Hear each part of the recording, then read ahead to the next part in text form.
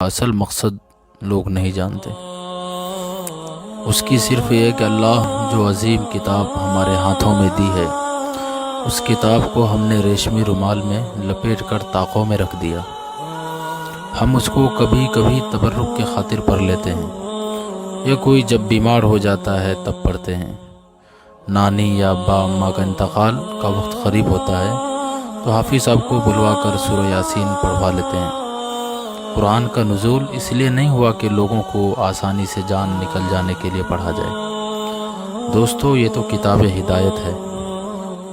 پیغمبر صلی اللہ علیہ وسلم دنیا میں تشریف لائے اور یہ کتاب ان کے ہاتھ میں اس لیے دی گئی تاکہ دنیا میں جو انسان تاریکیوں میں بھٹک رہے ہیں، ظلمت میں اور برائیوں کی دلدل میں پھنسے ہوئے ہیں، ان کو اللہ پاک کے نور کی طرف لے آئیں۔